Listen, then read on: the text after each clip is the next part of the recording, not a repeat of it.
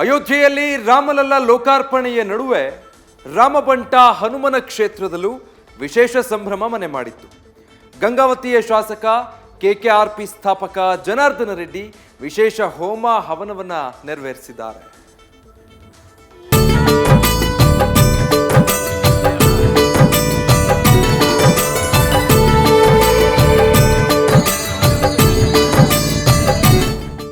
ಎಲ್ಲಿ ರಾಮನೋ ಅಲ್ಲಿ ಹನುಮನು, ಎಲ್ಲಿ ಹನುಮನೋ ಅಲ್ಲಿ ರಾಮನು ಅಂತ ಸಾಕಷ್ಟು ಜನ ನಂಬಿದ್ದಾರೆ. ಹಾಗೆ ಇಂದು ಅಯೋಧ್ಯೆಯಲ್ಲಿ ಬಾಲರಾಮ ಪ್ರತಿಷ್ಠಾಪನೆಯಾದ ಸಂಭ್ರಮ ಕೊಪ್ಪಳದ ಅಂಜನಾದ್ರಿ ಬೆಟ್ಟದಲ್ಲಿ ಮನೆ ಮಾಡಿತ್ತು.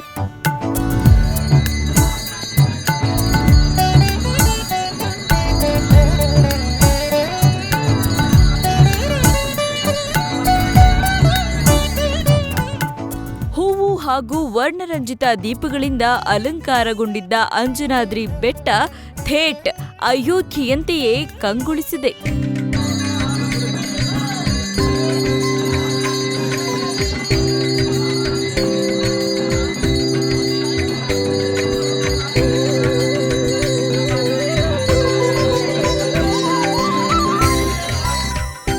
ಇದೇ ವೇಳೆ ಶಾಸಕ ಜನಾರ್ದನ ರೆಡ್ಡಿ ಅಂಜನಾದ್ರಿಯಲ್ಲಿ ವಿಶೇಷ ಪೂಜೆಗಳನ್ನ, ಹೋಮ ಹವನಗಳನ್ನ ನಡೆಸಿ ಹನುಮನಿಗೆ ಭಕ್ತಿಯಿಂದ ಪ್ರಾರ್ಥಿಸಿದ್ರು. ಇನ್ನು ಜನಾರ್ದನ ರೆಡ್ಡಿಗೆ ಅವರ ಪತ್ನಿ ಅರುಣಾಲಕ್ಷ್ಮಿ ಸೇರಿದಂತೆ ಕುಟುಂಬಸ್ಥರು ಸಾಥ್ ನೀಡಿದ್ರು. ಇದಿಷ್ಟೇ ಅಲ್ಲ, ಹನುಮ ಮತ್ತು ರಾಮನಿಗೆ ಮಹಾ ಮಂಗಳಾರತಿಯನ್ನು ಮಾಡಿದ್ರು.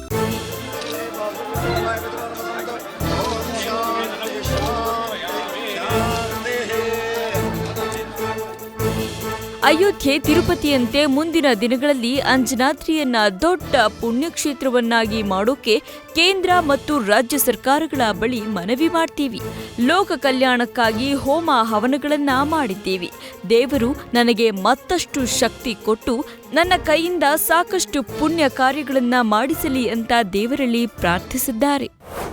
ಲೋಕ ಕಲ್ಯಾಣಕ್ಕೋಸ್ಕರ ಒಳ್ಳೆ ಕೆಲಸಗಳನ್ನ ಮಾಡೋದಕ್ಕೆ, ಒಂದು ಧಾರ್ಮಿಕ ಕೆಲಸಗಳಾಗಿರ್ಬೋದು, ಬಡವರ ಪರ ಒಂದು ಒಳ್ಳೆ ಸೇವೆ ಮಾಡೋದಕ್ಕೆ ನಾನು ಕೊನೆಯ ಉಸಿರಿರುವವರೆಗೂ ಆ ಹನುಮಂತ ಶ್ರೀರಾಮಚಂದ್ರ ಇಬ್ಬರು ನನಗೆ ಶಕ್ತಿಯನ್ನು ಕೊಡಲಿ ಅಂತೇಳಿ ಇವತ್ತು ಲೋಕ ಕಲ್ಯಾಣಕ್ಕೋಸ್ಕರನೇ ನನ್ನನ್ನು ಆರೋಗ್ಯ ಆಯುಷ್ಯ ಕೊಟ್ಟು ನನ್ನಲ್ಲಿ ಒಳ್ಳೆ ಒಂದು ಬುದ್ಧಿ ಜ್ಞಾನವನ್ನು ಜೊತೆಗೆ ಸಾರ್ವಜನಿಕರಿಗೆ ಒಳ್ಳೆ ಸೇವೆಯನ್ನು ಮಾಡೋದಕ್ಕೆ ಅವ್ರು ನನಗೆ ಆ ಭಗವಂತನ ಆಶೀರ್ವಾದ ಕೊಡಬೇಕು ಅಂತೇಳಿ ಇವತ್ತು ನಾನು ಸಂಕಲ್ಪ ಮಾಡಿದ್ದೇನೆ. ತಿರುಪತಿ ಪುಣ್ಯಕ್ಷೇತ್ರ ಜೊತೆಗೆ ಇವತ್ತೇನು ಅಯೋಧ್ಯೆ ರಾಮಲಲ್ಲಾ ಪ್ರತಿಷ್ಠಾಪನೆ ಆಗಿದೆ, ಬರೋ ದಿನಗಳಲ್ಲಿ ಅಂಜನಾದ್ರಿ, ಈ ಮೂರು ಕೂಡ ಇಡೀ ವಿಶ್ವಕ್ಕೆ ಎಲ್ಲ ನಮ್ಮ ಹಿಂದೂಗಳಿಗೆ ಪವಿತ್ರವಾದ ಒಂದು ಪುಣ್ಯಕ್ಷೇತ್ರಗಳಾಗೋದ್ರಲ್ಲಿ ಎರಡನೇ ಮಾತೇ ಇಲ್ಲ.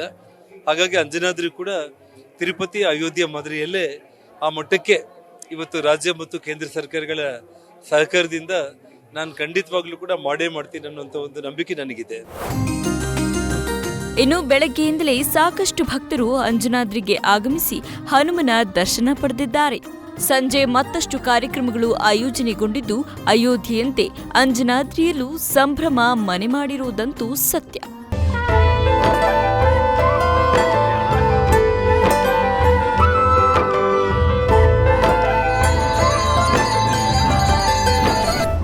Raju B R, News First, Koppal. News First ನಿರ್ಭೀತಿಯಿಂದ ನಿಮ್ಮ ಪರವಾಗಿ.